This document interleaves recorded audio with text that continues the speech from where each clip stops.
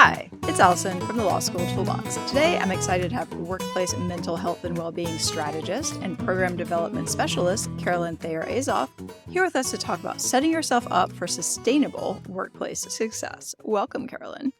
Hi, thank you so much for having me. Oh, it's my pleasure. Well, to start us off, can you give listeners some information just about your background and your work, just so they have some context here? Yes, definitely. So I have a background in counseling psychology and over 15 years of experience building strategies, programs, and teams in the mental health and wellness space. So this includes leadership in startup companies all the way through to Fortune 50. And I specialize in evidence-based strategy and program development, as well as implementation for workplace mental health, well-being, and all-around culture. Yeah, right now I'm offering some workplace trainings on topics like emotional intelligence and psychological safety, preventing burnout, mental health first aid, and we'll talk about some of those topics today. Awesome. Well, if people want to learn more about you or reach out, how can they do that? I think LinkedIn is probably the best place. So Carolyn Thayer-Azoff, and there's a little contact me button that has all my contact info, which, if you want to connect with me on LinkedIn, just mention that you kind of connected first with me through this podcast, and I'd love to do so there. Awesome. We will link to that in the show notes. Well, you have obviously been involved in workplace mental health and wellness for a while now. What are some of the common themes or issues that you've seen arise in the course of your work? Yeah, definitely. So I think I'll start with themes. There's a few themes that I'm noticing when it comes to workplace mental health. And the first is one that I'm particularly passionate about, which is the integration of mental health, Hmm. right? So mental health isn't just kind of over here in a silo, but really mental health and well-being is a through line throughout the employee experience. And importantly, the business and the metrics of success kind of rolling up through that as well. So for example, thinking about mental health, and let me just say, when I say mental health, right, I'm talking about the full continuum of mental health, not just mental illness. So just like Okay. mental health, right, we all have mental health from healthy and thriving all the way through, struggling in mental health conditions. And so, when you think about new hires, right, what are the unique experiences of new hires? It's stressful, right? How can you kind of have that mental fitness to learning your job? What are the unique experiences of emerging managers or people who are being promoted, right? Both during those phases of change and also maybe as a new emerging leader. What are some soft skills that I can have to promote the mental health of my team? I'm also seeing integration in diversity, equity, and inclusion, right? So the inclusion of people with mental health conditions, also culturally centered care, things like that. And so that's one theme.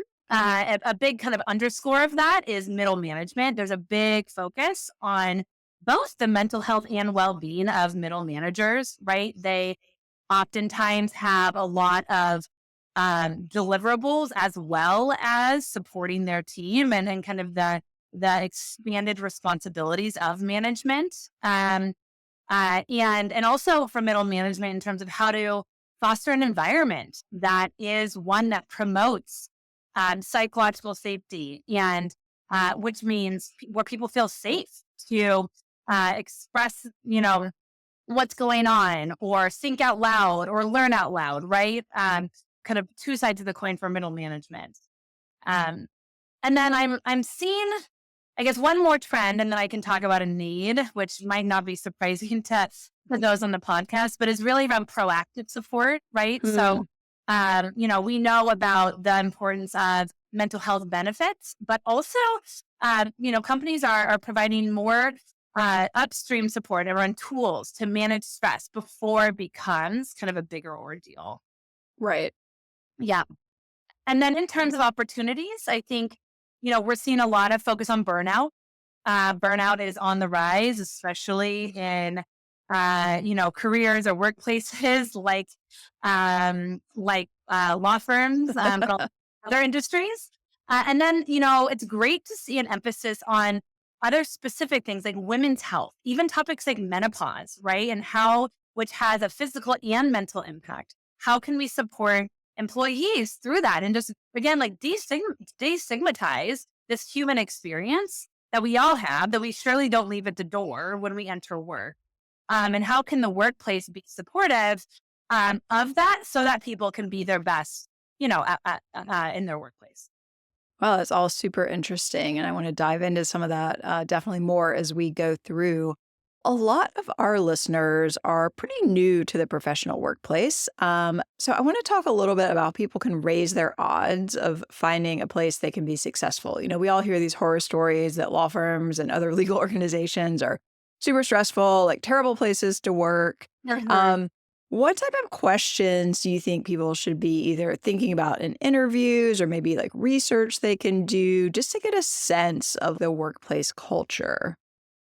Yeah, really good question. So I think I'll first speak to maybe what you can ask if you're in that process, and then also some research that you can do on the side. So of course, you can ask questions during your interview process. I would also and some questions to ask. I would first say it's going to be different for all of us, right? Ultimately, it's going to depend on you. So I would think about think about a time or a workplace or even a group, project scenario where you really felt like you were thriving, right? And what were the key elements to that? Maybe on the flip side, are there any situations where you really felt like you were struggling or weren't set up for success or weren't thriving? And then what was impacting that? And ask questions around those things, right? Around how that workplace may or may not support those different variables that are important to you. I would also say, think about where you are in life. What's important to you, and what is actually essential to you, right? Maybe you Right. have, school pickup that you have to be at. So ask questions around that, and you can ask questions in your interview process. I would also leverage your network, right? Do you know people who work there that would be more than happy to hop on a phone call and talk about the reality of things, right? Right. Some companies may offer, or you can even ask to talk to somebody, like if they have employee resource groups or affinity groups, right? I know I talked to somebody in the parents affinity group, and it was off cycle. It wasn't a part of my interview, and it was really a safe place to just ask real questions about what it's actually like to work there, so that I can make the decision for myself about if it felt like a supportive place for me, so that I could be great at my job and also have it be sustainable in a way so that I could also show up in other parts of my life.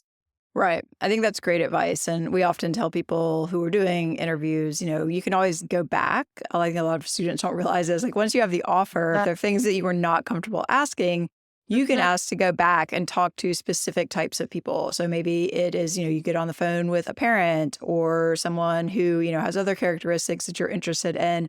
And yeah, that's when you're like, all right, like, give me the real deal here. I'm hearing this, but is that really the reality? And honestly, I think most people will tell you things if they think that, you're really just trying to do it to figure out if it's the right fit. Definitely. Yeah, that's a really great point. Like when you have the offer, that's not going to be a reason why they're going to, rescind an offer. So you have No. leverage in that position. And there's also, especially if you're meeting with a hiring manager, right? There's questions that you can ask that can also be signals. So think about, things like teamwork or collaboration or growth and development. Asking questions around that. How does a team typically communicate or collaborate? How have you supported, somebody in their professional growth, or how has somebody supported you in your professional growth at the firm, right? So Right. yeah, but that's a really great point. I think another one that's also good to dive into a little bit with people is how is work assigned? Because I think oftentimes Mhm. people don't understand that there are different ways, that work might be assigned in an organization. And that can have a lot of bearing actually on the experience. So to a certain You're extent, I feel like it's, if you're not familiar with these workplaces, you've got to do the research to understand kind of the basic parameters. And then within that, you can say, okay, I would prefer maybe to be more at this type of place or more at that type of place. legal employers are not all the same. So, you want to know basically, what am I getting into here?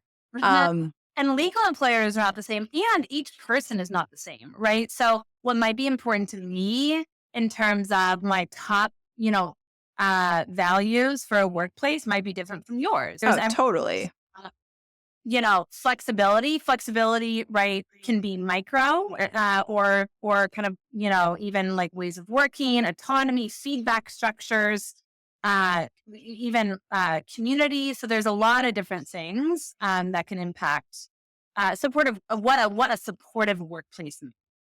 Right. I mean, is there any way that we can sort of define that, or is it really what the person themselves finds to be supportive? I mean, I think it really there are best practices, right, for uh, uh, inclusive workplaces that support the mental health and well-being of employees. But I think that when it comes to choosing the workplace for you, it is um, going to be individual, right? You might be entering a workplace knowing the risks that might come from it, right? But Right. knowing that it might be a great growth step in your career, right? And kind of understanding those trade-offs. And I would put a plug for there's definitely ways of understanding in the process, but there's also, as you mentioned, research that you can do about to kind of also get the real deal. So things like Glassdoor, salary.com, Indeed. There's also a website called Blind that has anonymous and verified reviews about workplaces. And then, like I mentioned, tap your network. Like people Yeah. are really like people want you to succeed. And so I find that most people, in your network will be, when asked, will be truthful about the reality of things. Yeah, sometimes. I've definitely had people completely lie to me, but I also knew they Okay. were lying. So I've also had other people be very, very straightforward.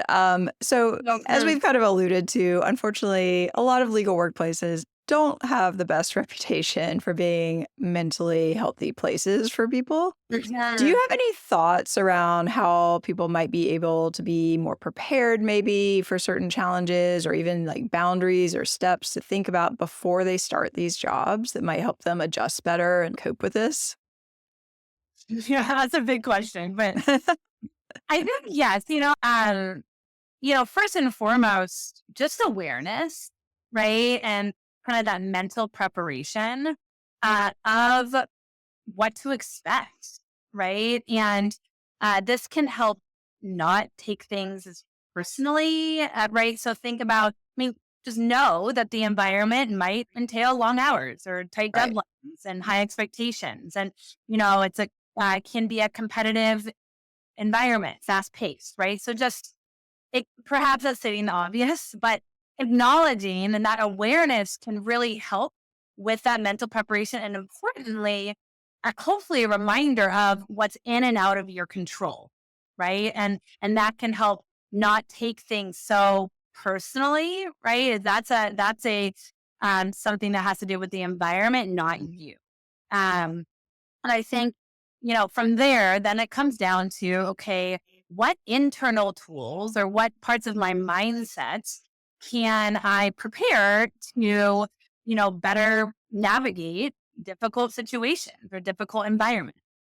And one, which is it's become a bit cliche, but it really is important, is self care, right? And so now, even before, there's no better time than now, even if you're not even in that workplace yet, or if you're there, right? What does self care mean to you? And how can you build that into your day? So this can be physical, right? Maybe you make a point to walk around the block before the workday, or you sign yourself up for a package of workout classes that you're going to lose if you don't use it, right? Like that accountability. Have a workout buddy, right? There's also things like, mental fitness or mental well-being. So try to practice just sitting for 5 minutes and breathing, right? There's great apps for that, of course, as well.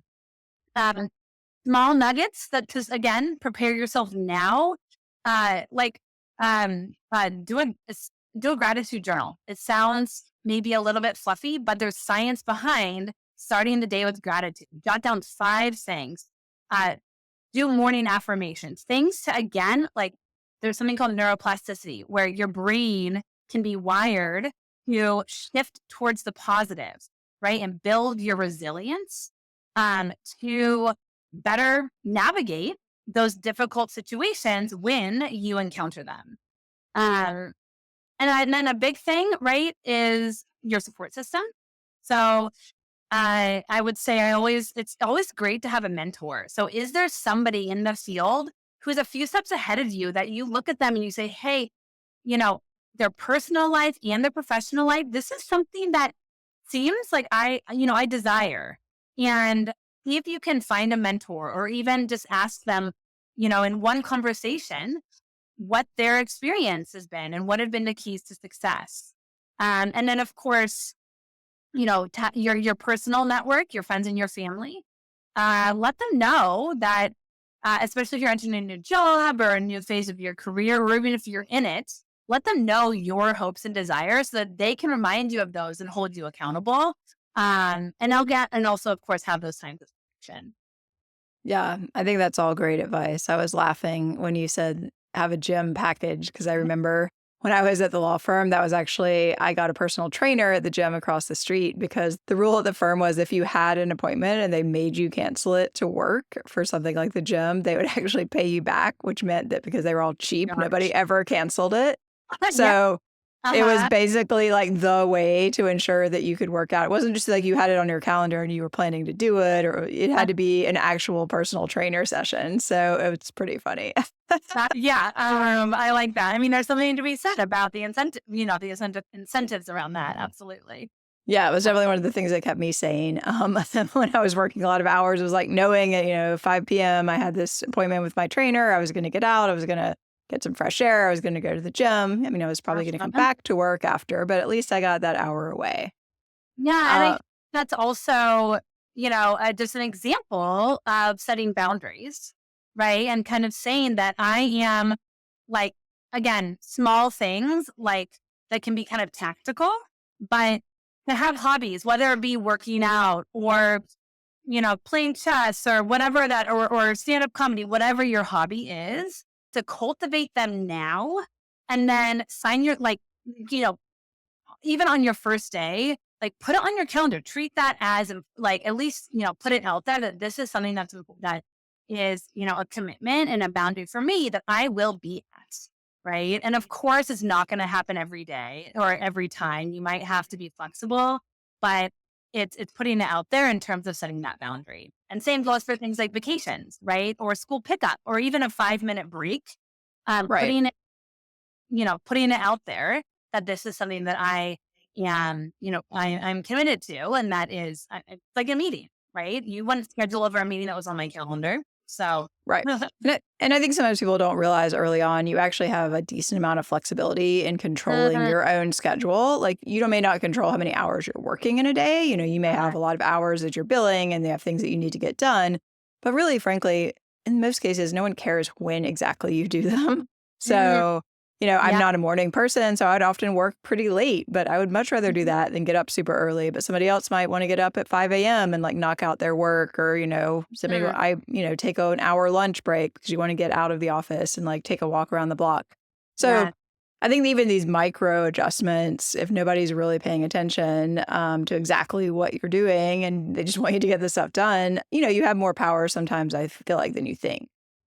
To create those boundaries. And that can also even look like I know something that I've done is create a block on my calendar just for flow time, right? That's Yeah. also part of mental health. It's just that ability to get in that flow without having, your attention pulled, in and out of meetings, for example, or whatnot. So yeah, I think you do it comes back to what's in and out of your control. And, there are things, even micro things in your day to day that you can first commit to yourself that this is important for my well-being and my mental health, and also set that expectation and that boundary with others of that as well. Yeah, I do the same. Ever since I started working for myself, I block off my Wednesday so that it's my deep work day. We tell students to do this on their calendar to do deep work Mhm. 3 or 4 hour blocks minimum. But I do the same thing because otherwise, yeah, your day just gets kind of chopped up. And at the end of it, you're like, oh, what did I get done today? I don't know. That doesn't feel great. And I would also say, like, if there are leaders listening, right? Like, this is, I would say, a form of leadership too, right? This is not just for new, new lawyers, but if people see other people doing this, it in a way, especially people who are maybe like levels up, right? It gives that type of cultural permission to do that. And if Yeah. that's the type of workplace, and if this is something that you feel like is valuable to well-being and performance, then that's something that, a small thing that can be done to kind of, again, give that permission, for lack of a better word. Oh, for sure. One of the first attorneys I worked for, the partner said to me, never book a meeting before 10 a.m. I'm not a morning person. I'm like, we're going to get along fine. This is great. But, and Uh-huh. that was actually happened to be a good match because if she'd been someone who was like, I'm up at 5 a.m. sending you email and you're still sleeping for another multiple hours, like that was probably not going to work. So I got lucky on that one. Um, well, before we wrap up, I want to talk about a few scenarios. All right, so I'm a newly graduated lawyer. I think I want to have kids fairly soon. How can I find a supportive workplace without causing problems for myself right now? Them thinking I'm not committed or whatever.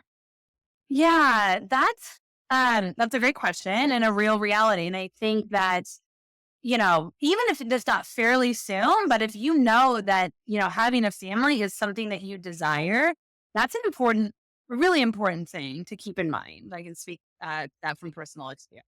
And so I think, a first, like, lower left thing to do is just look at the company's policies, right? On things like remote work, flexible hours, parental leave. I mentioned this before, but and then, like we were talking about, whether it be, before or after an offer, ask the recruiter to talk to somebody in the company who is a parent, right?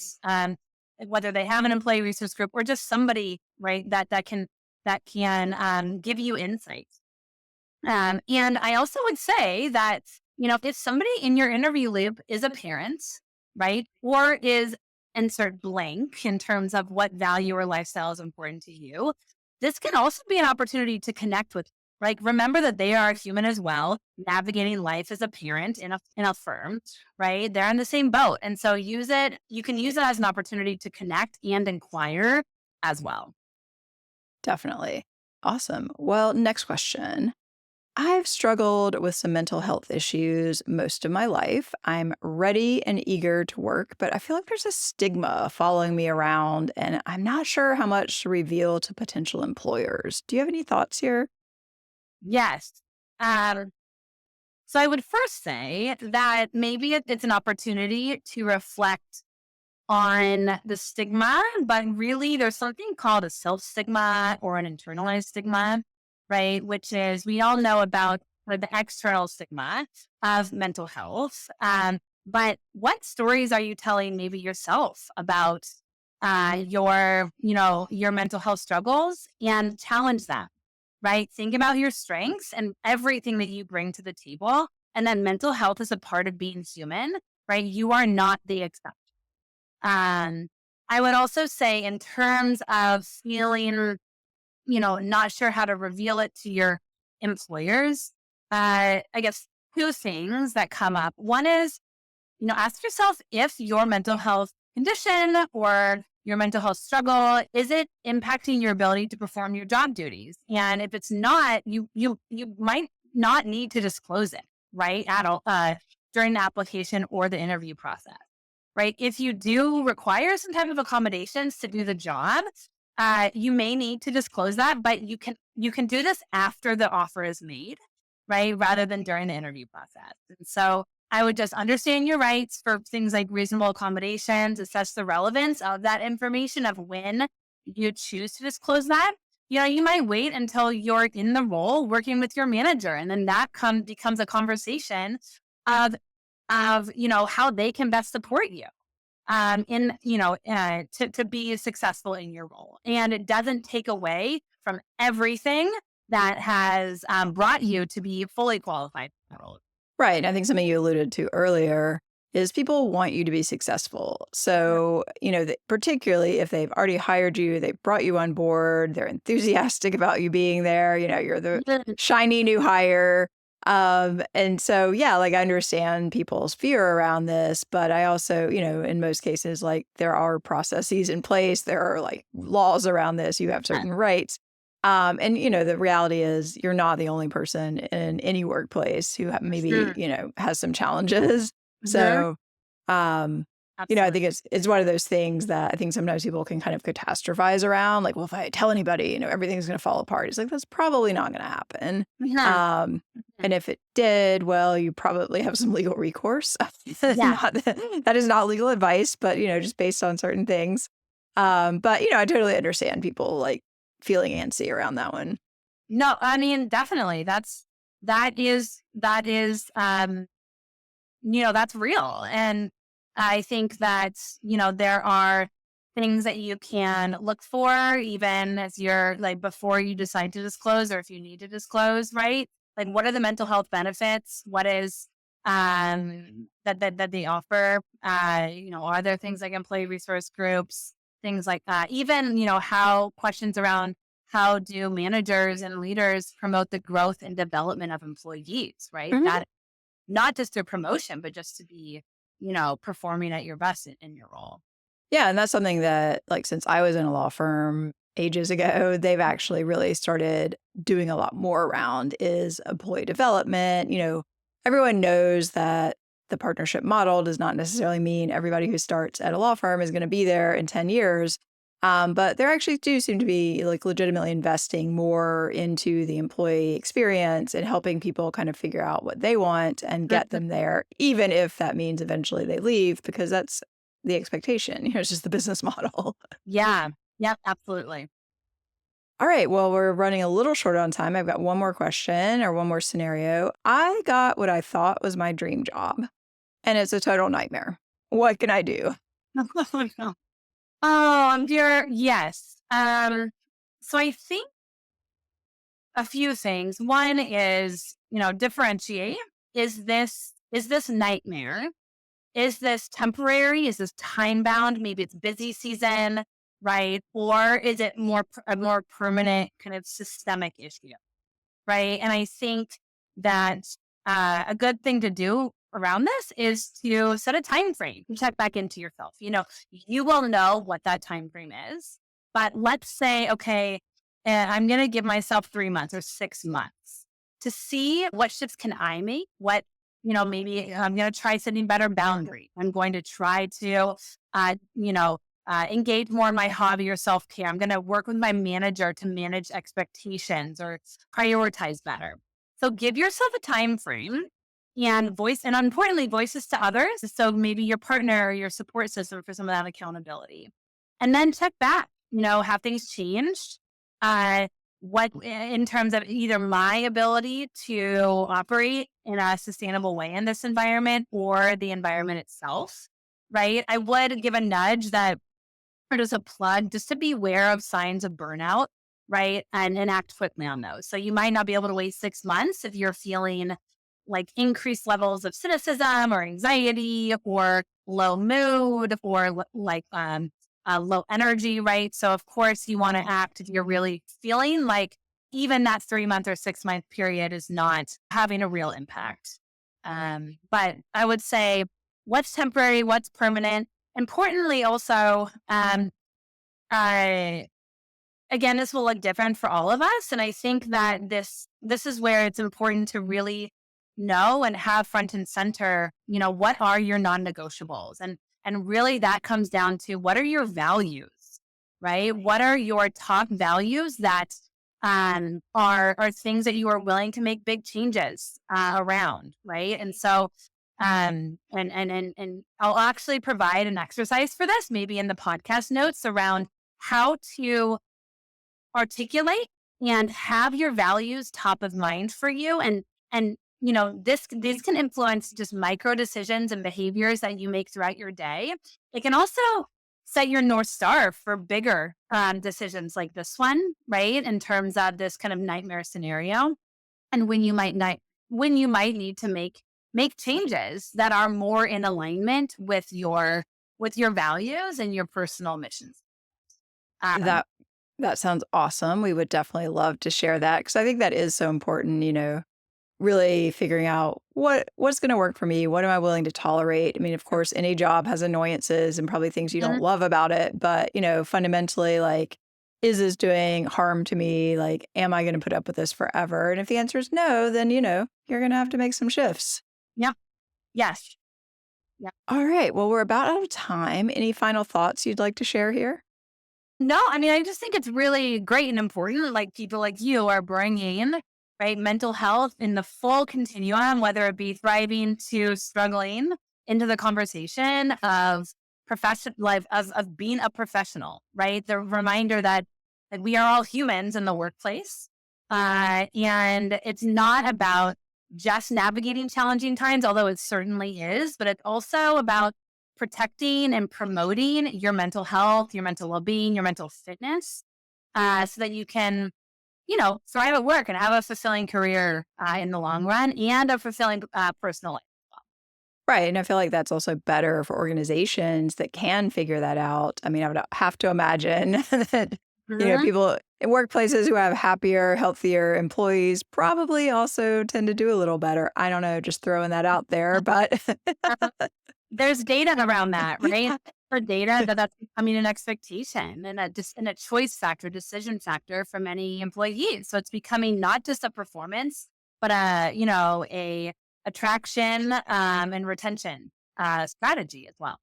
Yeah, well, this is a totally different podcast topic, but I've started seeing data from coming out of law firms about, and they're kind of phrasing it as like generational differences, but really a lot of it is around, ideas of what is appropriate in the workplace? What should people be putting up with? So I think that's going to be super interesting as it develops over the next few years. Yes. Yeah. Maybe a podcast topic for another time. Yeah, definitely would dive into that one. Well, Carolyn, thank you so much for joining us. Thank you, Allison. This was great. Thank you for your leadership in opening up these types of conversations. Oh, my pleasure. And just remind people really quick, how can they find out about you if they want to do that? Yes. So go to my LinkedIn, again, Carolyn Thayer-Azoff. You can connect with me there. There's also a contact me button that has all of my contact information and a website as well. Awesome. Well, we'll put that in the show notes. Thanks everyone for watching. Please subscribe so you don't miss anything. And you can check out lawschooltoolbox.com and reach out with any questions.